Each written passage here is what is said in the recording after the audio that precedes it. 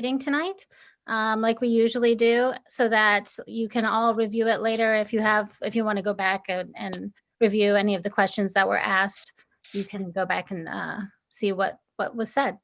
And that should be posted by the next day or two. And we'll also probably send it out in an e-blast for everybody to get to. So I'd like to introduce Dr. Kevin Skelly. He's our superintendent here at the San Mateo Union High School District. And we have several pre-submitted questions regarding the upcoming semester.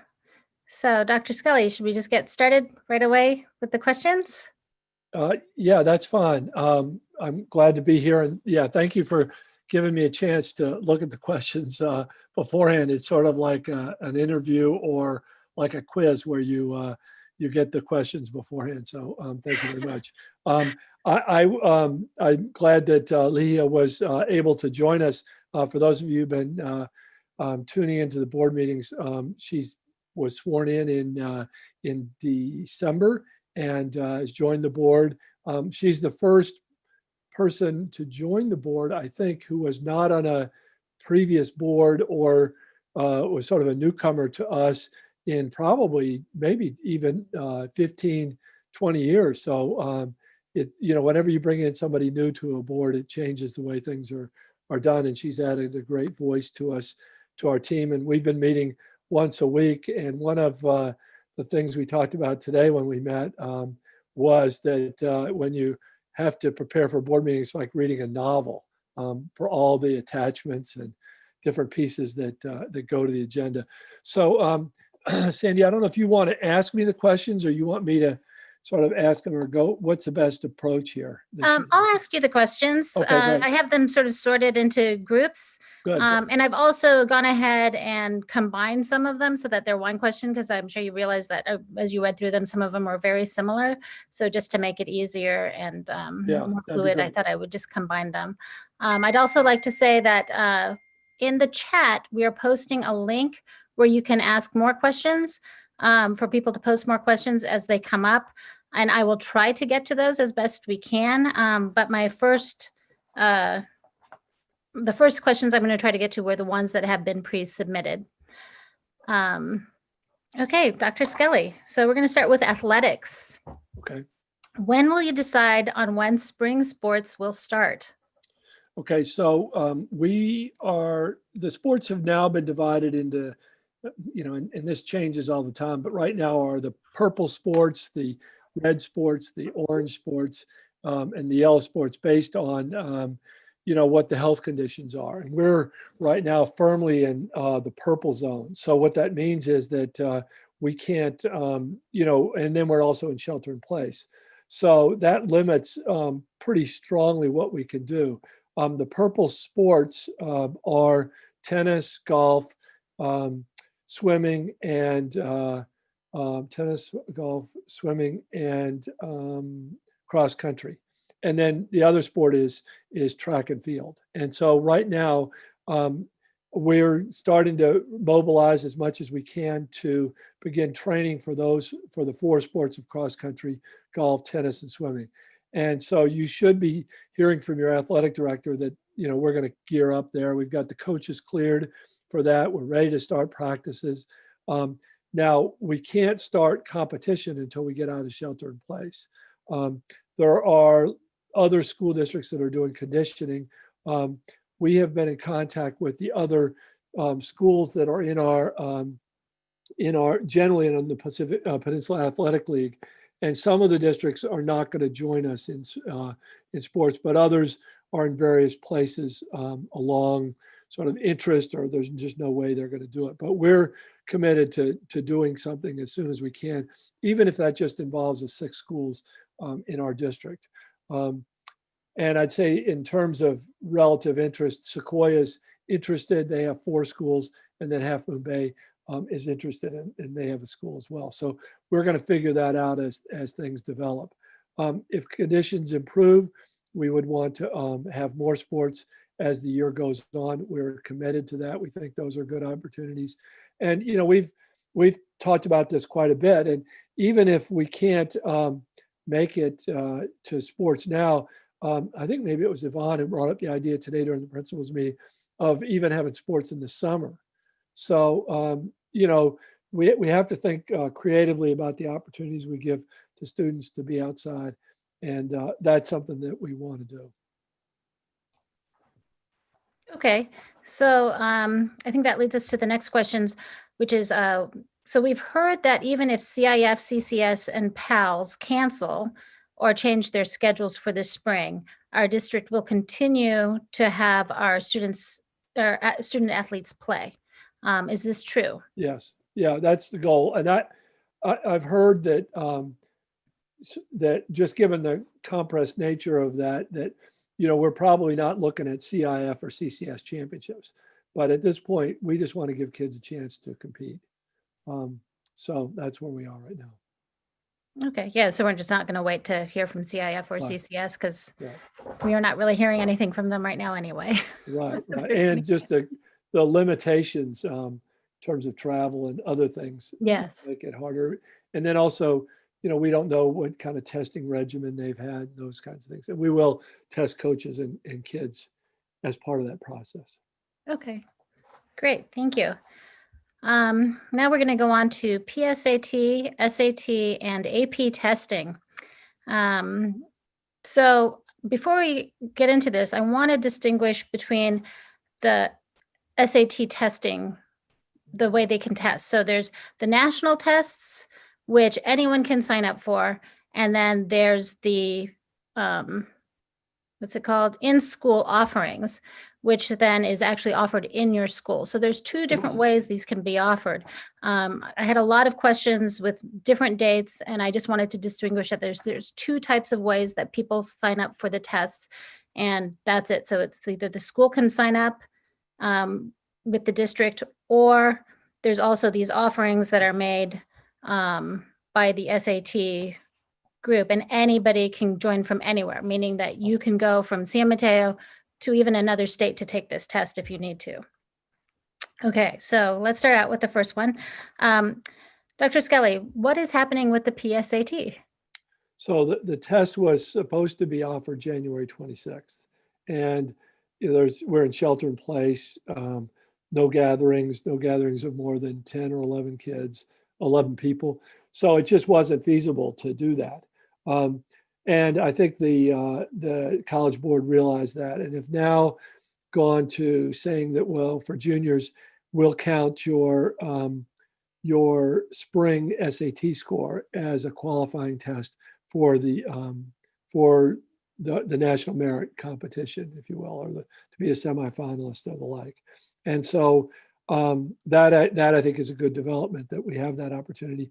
And then the other piece on it is that our goal, it's, we had this issue in the fall when we offered the SAT, and kids were able to take that at San Mateo High School in the small gym.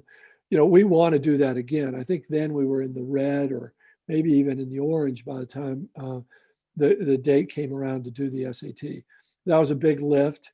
There was a lot of testing and nervousness and chaperones and all those kinds of pieces, but we pulled it off. And I think it was good that we did. I don't know about private schools, but I don't know of other public schools that did offer the SAT. We were in consultation with them, and I don't know how it all fell out, but I know many of the districts in the peninsula did not offer the SAT.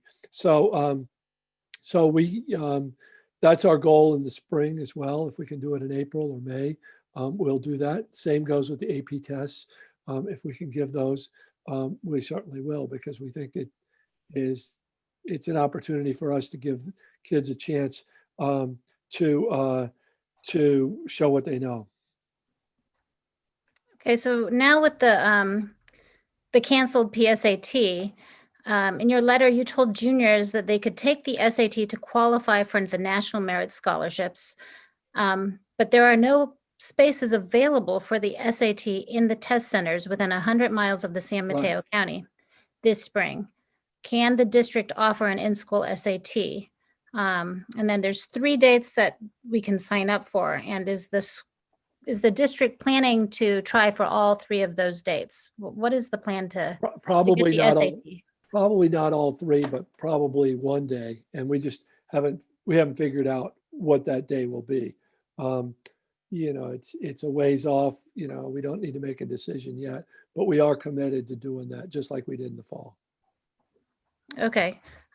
Just because the deadline dates are coming up, January 29th, February 12th, and February 26th. So maybe it's just I would get on the radar because it's on the radar, and I don't know which date is the best. I would say the later the better, because what you don't want to do is, plan for an early date. I think that our conditions are going to improve. They can't get much worse. Yeah. As it progresses, I would Yeah. imagine that's what's going to happen, right? So there's great concern in this because a lot of people have heard and know, because you can look it up, that the following schools have already committed and are registered, and that's Sarah, Nueva, and then of our public schools, Carlmont, Menlo Atherton, Woodside, and Sequoia. And we just don't want to see our district left out.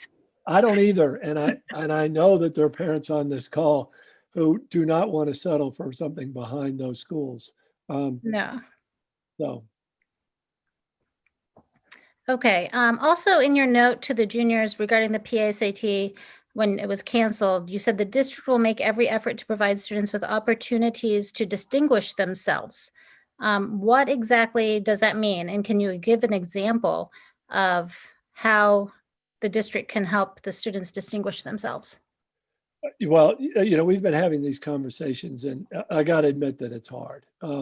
When you can't be first violin in the orchestra, or you can't do other things like that, it's harder and harder to show that, how you distinguish yourself. And I don't have a full answer for this. I think that, our elective programs have to be creative around what's going on. We have to, think about the various opportunities that students will have as they apply to school at the end of 20, I guess it's 22 now, because the die is cast for all the kids who are class of 21. But it's a conversation that we need to have. That's why, even if we can have a singles competition in tennis and a kid can say, hey, I'm the #1 player in the San Mateo Union High School District, that's at least something to put down. We do have to think about this issue that, that we have. And I know teachers have awards programs and things like that, and we need to call upon them to support folks in that effort. Okay. Now regarding AP exams, the district will have hundreds, if not thousands of students who need to take AP exams in early May. And the College Board has already said these tests will be held in person rather than remotely like they were last spring. Is the district planning for this? There might be hundreds of students who need to take these exams at each school on any given day during a 2-week period. And the statement is, choosing not to administer these AP exams is not an option. Well, we follow the health folks, and yes, the AP folks, for obvious reasons, they want those tests in person. We're committed to do it. As I said before, we're committed to these opportunities for our students, and they're going to be heavy lifts for our kids and for staff and for us logistically if we're not in a better place than we are now. Hopefully by May, we've got educators vaccinated. We've got numbers that are way down. We're not in shelter in place. So, my fervent hope is that we can offer those things. It's super important to families and kids. Is the district currently working on like a bare bones kind of what can we do? Like how would we administer it? Are we looking at how I remember in the summer, we were kind of like looking at how we could work the hybrid models, work in the classroom just to get people in. Are you guys considering those sorts of things? I guess this is really my question, just to follow up. Yeah. How are you working on it now to ensure that if the opportunity does come up in May, that we can get them in there. So I think if you look at the way we did the SAT with proctors, with using the gyms, kids 10 feet away from each other, one sitting, we won't have the tables where, you have the, kids sitting at the same table. But I think the administration of the SAT is a model that worked well for us. And I don't see why, that we would do something different than that. That was a pretty good trial run for us. And we didn't have any major glitches. I heard, the one instructor took off their mask when they gave instructions. And another one, there was another issue at one school where maybe the kids weren't social distancing after not seeing each other for 2 months. And by the way, that's what I've heard is the biggest issue that, schools that have gone to a hybrid model have faced. Those are challenges, but I thought it went off without a hitch. And I think we can pull that off. We had 350 kids district-wide that were administered the test. We had nobody at Cappuccino, no school at Cappuccino, and we didn't use the large gym at San Mateo. So I think we can do it. I mean, I'd have to check with Yvonne about what the biggest administration was, but there's no reason why we couldn't set up and run for 2 weeks. Those tests. Yeah, because already with the AP tests, I know, because I've been there to help proctor them. They're pretty much spaced out. All the students are pretty well spaced out to begin with in the MPR and various rooms. Have you contacted any of the AP proctors that usually do this to see if they would still consider doing it during the pandemic? We didn't have any struggle getting proctors for the SAT. The combination of people, some of our retirees owe us days in lieu of health benefits, so they're anxious to do it. And then we have other folks that are interested in seeing kids and getting out of the house, and we do pay people for this. So I don't anticipate having proctoring challenges.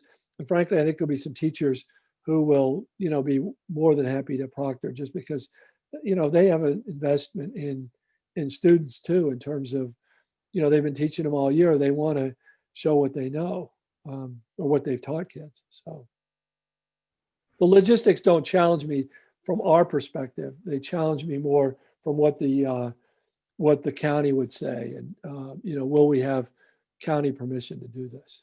Yeah.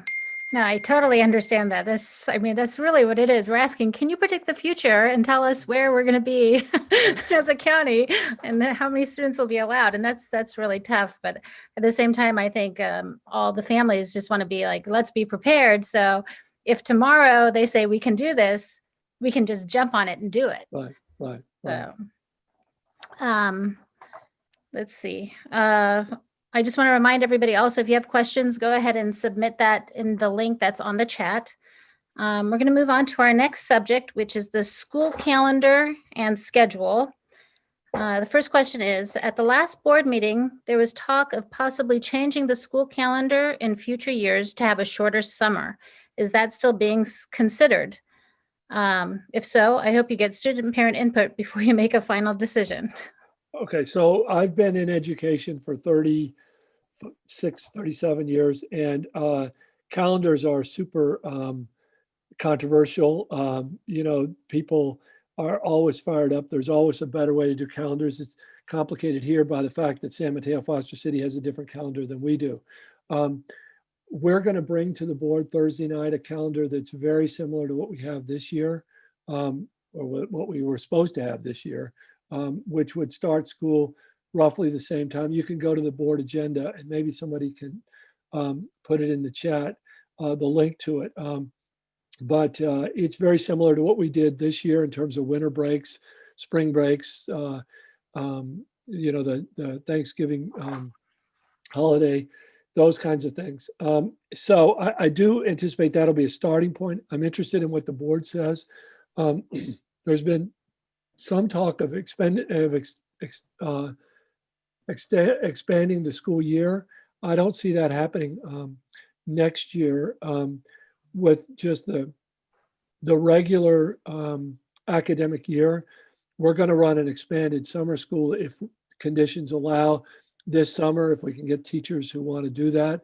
There's going to be a pent-up demand for summer travel, I think. Weddings and family reunions that have been on hold are going to be really important to people.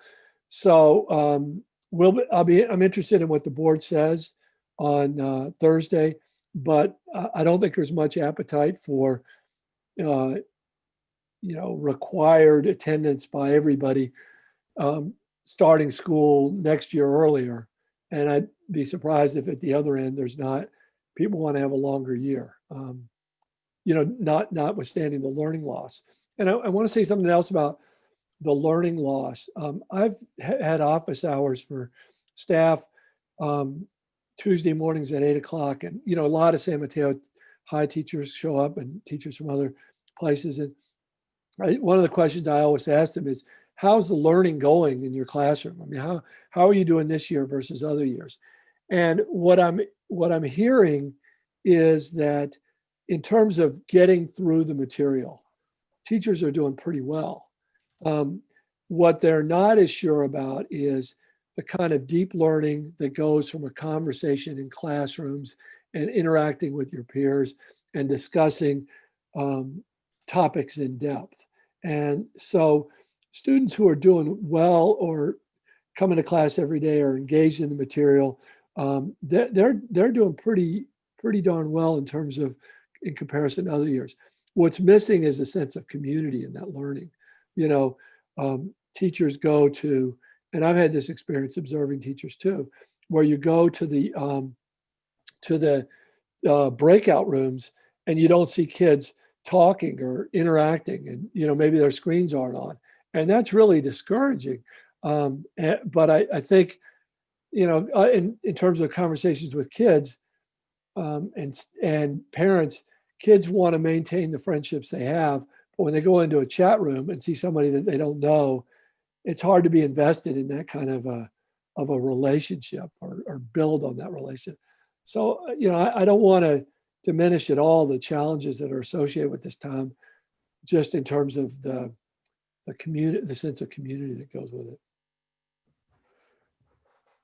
it. Okay.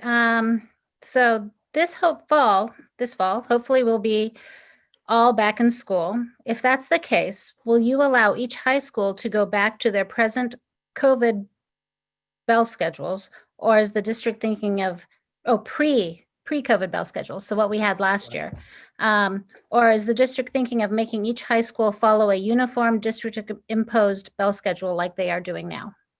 So the questions formatted that people want to go back to the schedule that San Mateo High had.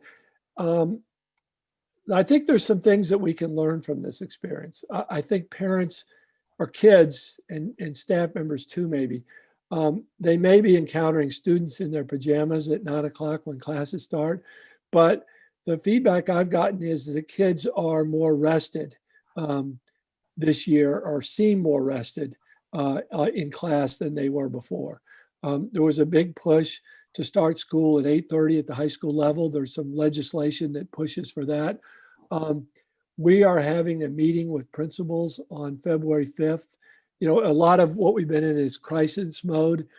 And we need to shift the conversation pretty quickly to next year and what does school look like. And so the sense I have, and I don't know this, and I'm curious about it, and a couple thoughts. One is that I would imagine that there will be much more freedom in terms of schools to have their own bell schedule. There were a lot of good reasons to make it consistent this year, and there are a lot of good reasons that before that schools had some autonomy about when they did it. So we'll have to see how, where schools line up. But I would say that there needs to be a really good conversation about a later start based on what I'm seeing. And then I think there will be more flexibility for schools in terms of the time. The other issues that I think are going to be interesting are around, do we have some, and we haven't had conversations with the union or things like that, but for example, if a teacher is out for a day, yet they could Zoom into the classroom and still give instruction.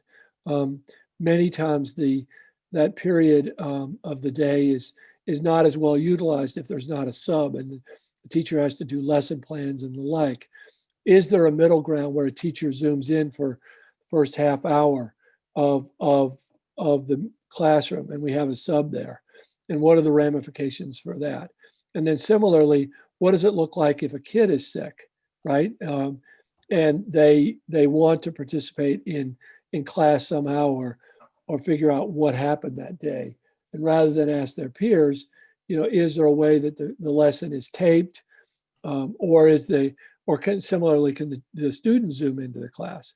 And then what does that do? And how do we feel about kids who, okay, well, every Friday I want to Zoom in, or, all those pieces. So I think that these are conversations that we need to have, that we've started to have, but not formalized. And I think they're going to be interesting ones to look at as we go forward. It's true. There's so many new opportunities created by what we've learned this year using Zoom meetings. Yeah.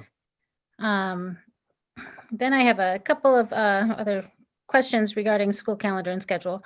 Can all Wednesdays moving forward please be asynchronous? Zoom fatigue is very real, and students are not able to retain much after a certain point, especially in the afternoon classes. The district is doing about 3 times that amount of synchronous learning as nearby schools such as Half Moon Bay High. It seems like some of the Zoom time and breakout sessions are long, but not as productive, which is making the students lack engagement. After a long day on a Zoom ending mid-afternoon, students have hours of homework, which again needs to be on their laptops. It's too much work and too much screen time, in my opinion, and we are only halfway into the year. So what is happening with the idea of doing asynchronous learning on Wednesdays? So we have an asynchronous day coming up on February 3rd. I have to say, during my office hours, this has come up quite a bit. And people are not of one mind on this, just like they're not on one mind about calendars or bell schedules or almost anything. The teachers tell me that they don't like asynchronous days. They need all the time with students that they can get. Parents tell me, I need my kids butt out of bed and ready to do schoolwork at 9 o'clock, and I don't want an asynchronous day. Some of the comments that I've gotten, and you'll see this on the data, and it's not a perfect comparison, but the students who are less engaged during lessons, their grades are terrible. There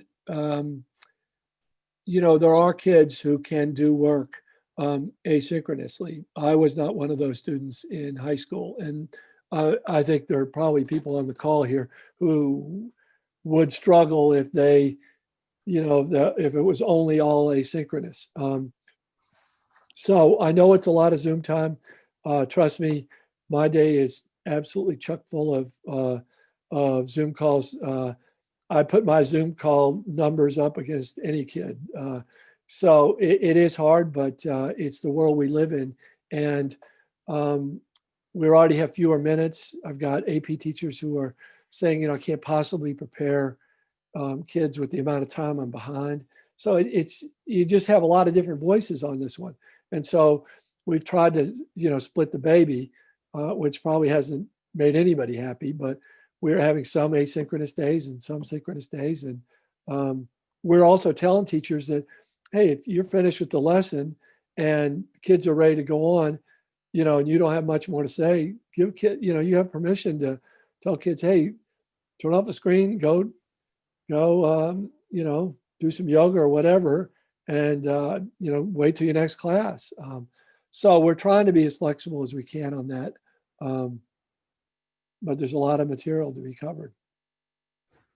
There is. I'll let you know when my daughter gets out of class early, she eats. So it's usually, I think, where these kids go, straight to the kitchen. Yeah. Okay, so I also have a question about incoming ninth graders. Will there be programming sessions for the incoming ninth graders? Yes, and we talked a little bit about that, and we had an expression today at our principals meeting about campusizing issues. It kind of goes to that bell schedule issue, and so Yvonne was there, and I think on some of these issues we decided that we would allow, we wouldn't have sort of a district program on that schools would figure out how to do that, and I know. Principals, Yvonne, you may have been doing the middle school virtual tour already with ninth grade parent night. So I think that work is more at the site level than it is at the district level in terms of picking courses and processes and that whole piece. Yeah, we're working on some of those plans in terms of articulation with middle schools. And open house, because we do know many of our incoming ninth graders like to come to open house to meet teachers, and it'll probably be much in the same format as back to school night. And our back to school night videos are still up on our website in case parents have students coming to San Mateo next year to kind of take a peek as to what classes are like. But we will be working on a program for open house, and that will be posted on our website. And all incoming ninth graders would be invited to do that. We still plan on doing middle school kind of some connections like visits and programming. Of course, it's going to look a little different, so we are working on it. Thank you, Yvonne. Thank you, Dr. Skelly. Okay, now we're moving into the COVID-related questions. Is the school district working to provide teachers and staff with COVID vaccinations? It might be more efficient for the district to provide the vaccinations for the teachers rather than having the teachers have to get the vaccinations at outside places themselves. And if so, when do you foresee all teachers getting their COVID vaccinations? Okay, so the line to get vaccines is changing every day, right? I was hopeful that we'd get teachers vaccinated maybe in the next couple of weeks. Now we've got a whole tranche of 65 plusers who are also in the line. So I don't know, many of teachers are part of Kaiser, and they've told us, they're going to make, efforts. We have, if we were given permission, we have some staff, our health techs and the like, who could give vaccines. I think we're going to see a big change in how vaccines are done soon. And, we're anxious to get everybody vaccinated. I mean, everybody in this call, I hope, wants to get a vaccine as soon as they can. And, we need to get more vaccines in people's arms. Everybody knows that. So, when we've talked as a county about educators, there is the focus has been on get the health techs vaccinated, and and some of our health techs have already gotten vaccinated. Get the people who are directly serving kids right now, whether it's a pod or other places where we're serving kids in person. And then work with people who are interacting with the public on a regular basis, whether it's our registration people or the like, or people who are working in the office, and then do the folks that are working remotely. There's also a big effort to try to make sure that we start in the county with school districts that have more kids who are in situations in which they're more likely to get COVID, which are kids of low SES. The state has something called unduplicated counts, which are students who are eligible for the federal free and reduced lunch program, foster youth, and English language learners. So the schools that have the biggest number of those students where COVID is more prevalent, our county superintendents have decided that those are the kids that should have get the vaccine first. So we'd start with elementary and then work our way up, and then we'd also start with districts with more poverty and high need students, and then we'd also focus on people who are more interactive with students.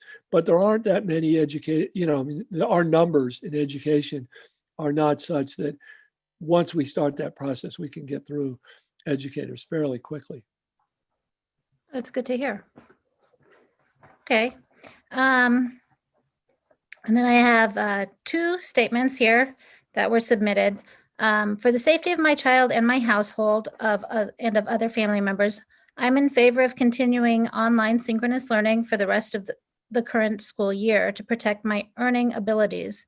If my child becomes infected, it wipes out me and my earning abilities. Thank you for your consideration.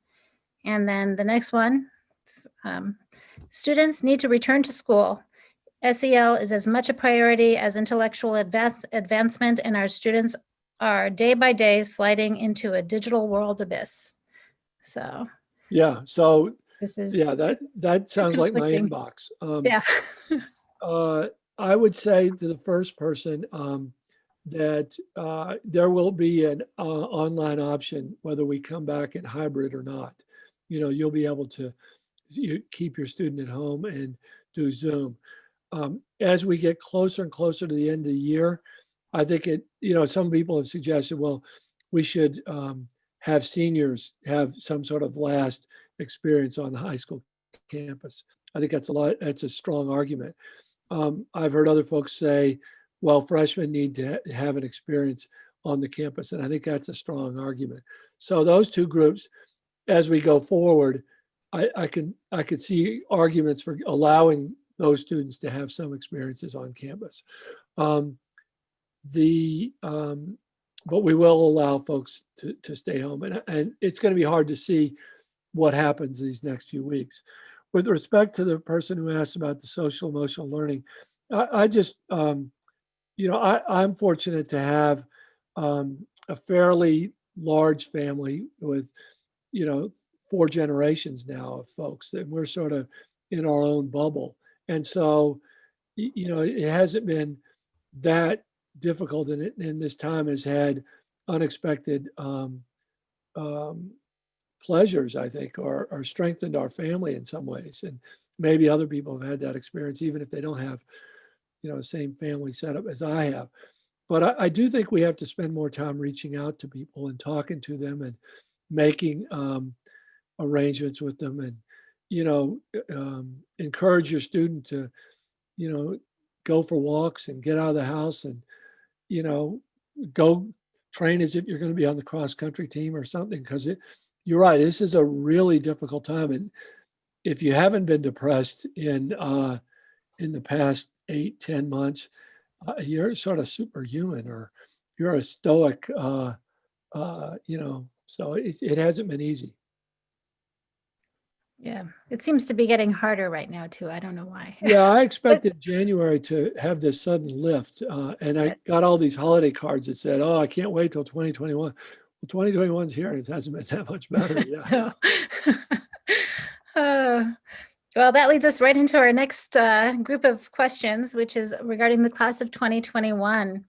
Is there a plan to get seniors and juniors back on campus, especially seniors?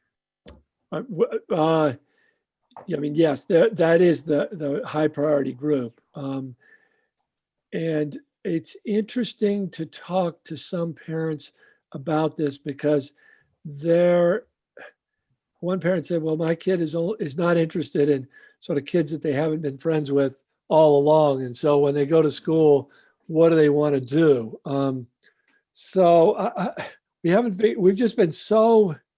I've been so overwhelmed with how difficult it is to do anything during shelter in place, that sort of planning for something, it sometimes feels like you're in amber and what to do. And since you don't know what the future is going to look like, imagining what's possible is pretty hard. Somebody asked about the prom.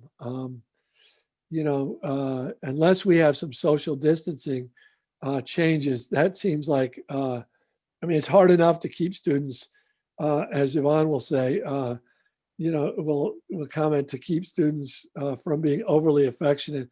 Imagine after 11 months of being away from each other. But I have heard of schools having outdoor dances with like little areas that kids can be in. But it's just so hard. Even launching athletics, which, tennis, I play tennis and it feels pretty easy. But then when you start talking about a team and a gathering and, testing and all the people you don't know, it gets a lot more complicated. So it's just a big challenge for us. But seniors are a priority for us. That's good to hear. Thank you. Well, you answered two questions there because, yes, there was the question about, do you think there's any chance about prom this spring? So the next question is the district considering different options for graduation if the traditional ceremonies cannot be held? Yeah, yes. We've asked the board to approve dates and times for graduation. It would be fantastic to have a graduation. But I just don't know what that looks like by May. I just don't know. We'd have to get really low cases of COVID before, and then you're talking about a gathering of thousands, even though it'd be outdoors. That feels hard. But I think I'm hopeful that we're in a better place, and the trajectory is a lot better than it was last April, May, when we didn't do graduation the way we wanted last year. Yeah. So yes, we're I having. guess the average class is about 400 or 450, and then so it's 450 students at graduation plus the administration and teachers plus family. Yeah. Yeah. Quite a big number. Yeah, it is. See how hard that will be. Well, hopefully you'll be in a better tier and it'll happen. Yeah.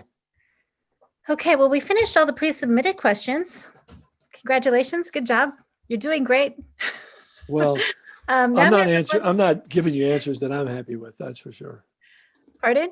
I'm not giving answers that I'm happy with, but I think that there are answers though that we have to give because it's just the situation we're in. Nobody wants to be in this situation, but we can just hope that by May we can be more open and have these events. Danny, one thing I would say, I get together with a group of superintendents from all over the country, including Texas and Chicago and Minnesota. These are some of the best districts in the state.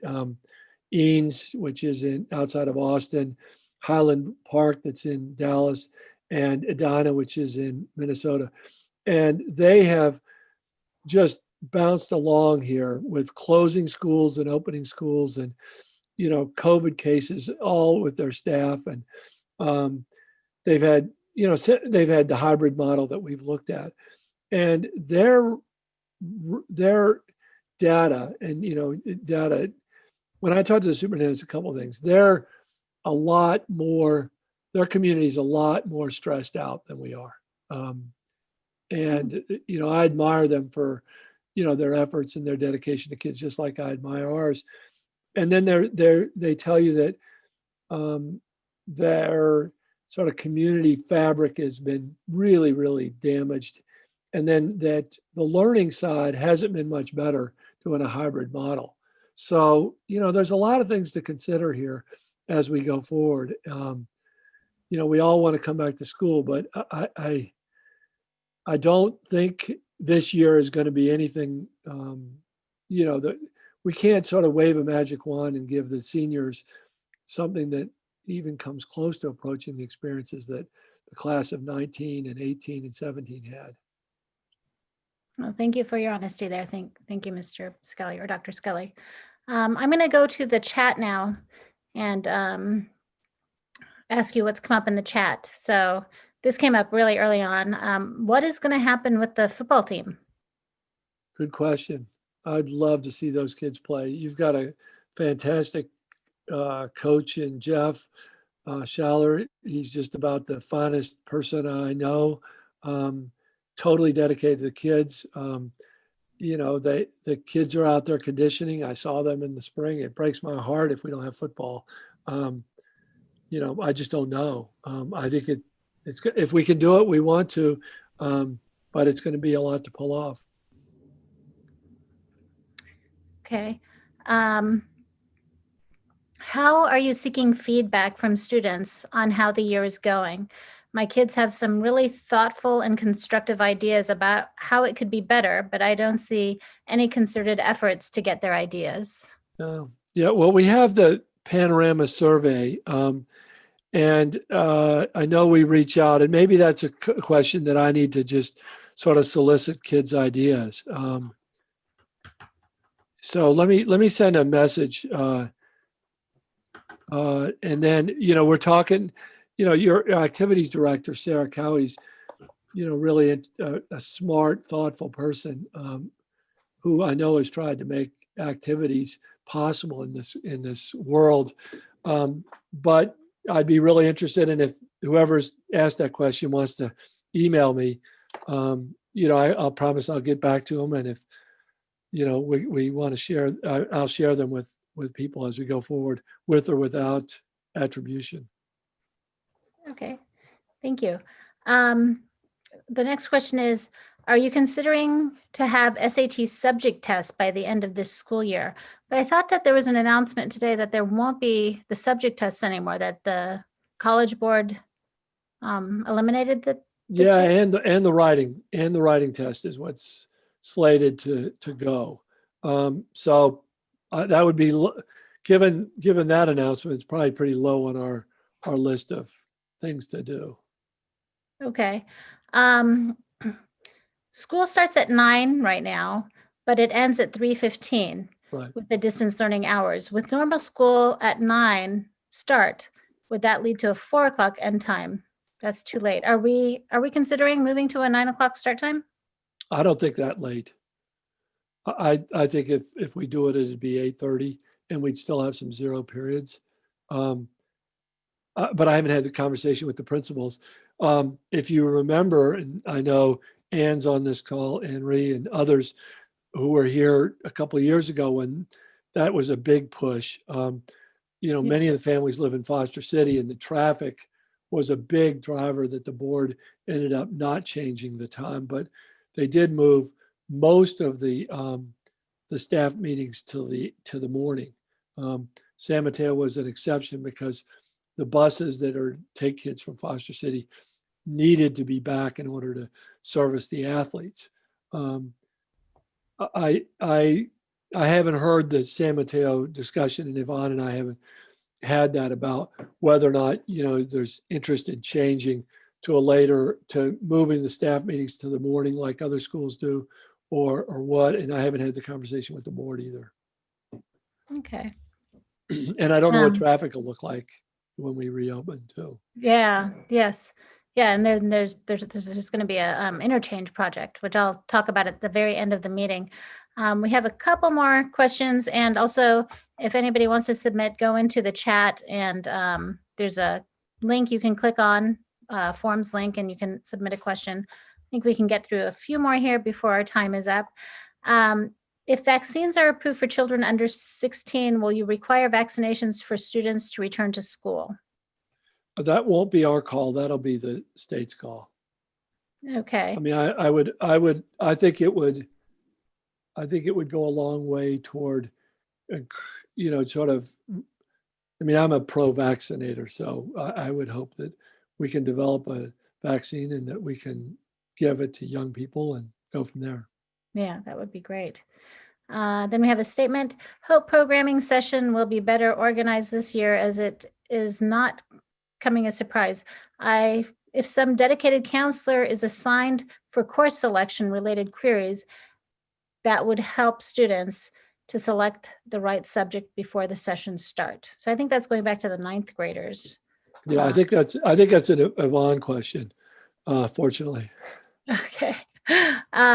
Okay, then is there a plan for graduation? would the district be open to moving graduation to mid-June so the class of 2021 could actually have a real in-person ceremony?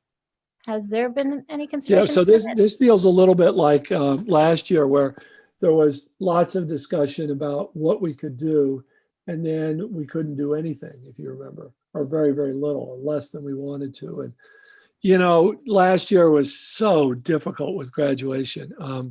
And I know we didn't, some schools did drive-by things and all that.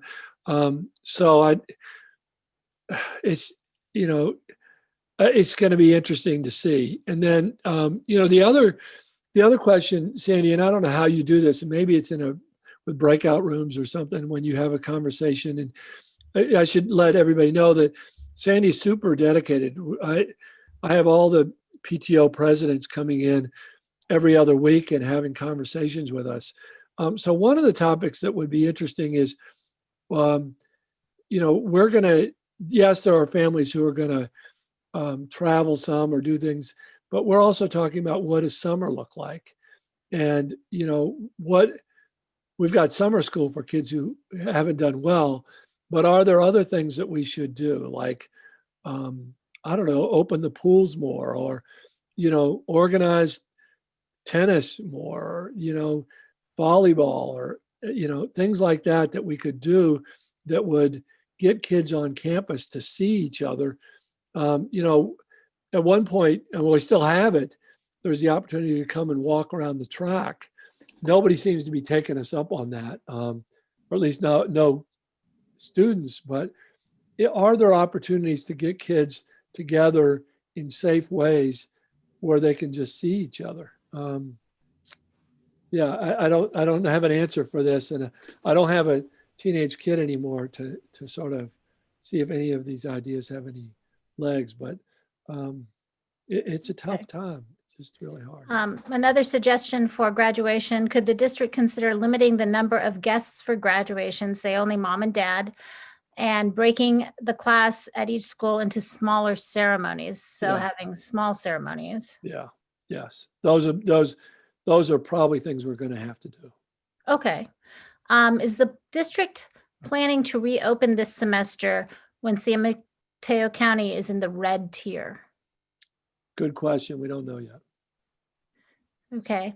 And want to congratulate the district school team for sticking to one plan of synchronous online learning and providing stable schedules for students. This has helped in having no disruptions in school schedules and has allowed for parents to focus on their jobs. Yeah. Yeah, I'm glad we didn't change the bell schedule. We talked about moving the Wednesday to Monday, and I think that was probably a smart move, but I'm sure there's people who don't wish we had. It's been a really tough year. And I got to say that it's been really, really tough, but it hasn't been nearly as bad as I thought it would be. I thought it'd be just horrible. And between the teachers doing a great job and kids who are really resilient, I mean, there are kids that are really struggling, and I honor that. But boy, as a group, they've really embraced learning this semester in ways that I thought it was just going to be a disaster. Okay, and then I have one more question, and then I'll finish up with the statement that's a nice compliment for you. But first, the question: what are the criteria that must be met in order for school to be 100% in person fall of 2021? I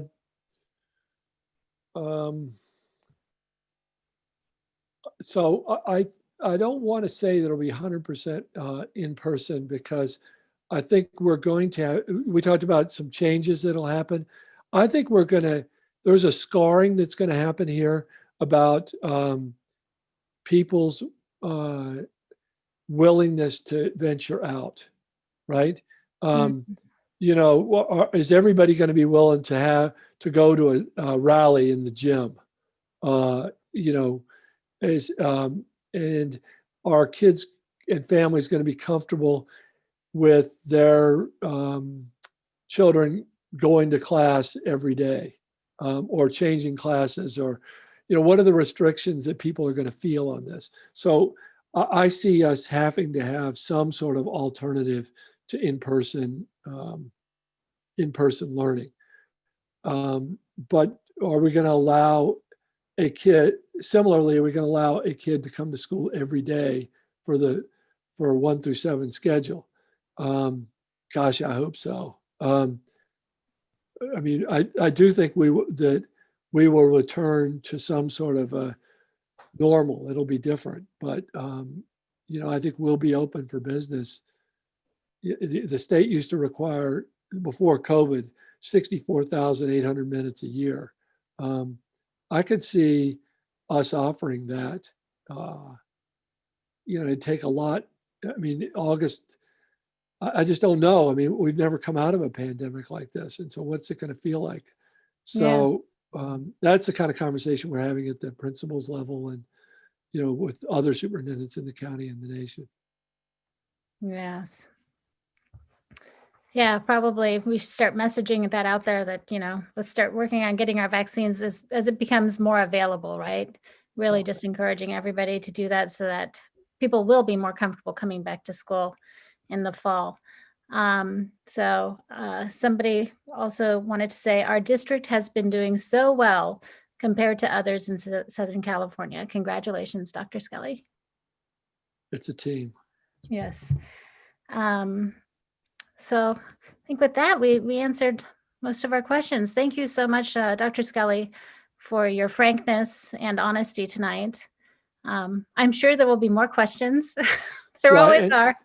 And maybe if you ever want to send me an email, I try to respond. It's kskelly@smuhsd.org. And you can find the link on the website, the SMUHSD website. And if you can't find the link, just email me and I'll get you in touch with Dr. Skelly. Yes, you will. You do that well, Sandy. Okay. Okay, and I just want to make one quick announcement before we end the meeting. There is a big meeting next week, January 27th on Wednesday at 6 p.m. It's a virtual community meeting. I've blasted it once, but I'll blast it a few more times. It'll be on the daily bulletin, I think, next week also. Actually, it might already be on there. So there's a discussion about the U.S. Highway 101 southbound on and off ramps from East Poplar Avenue being moved to Peninsula Avenue.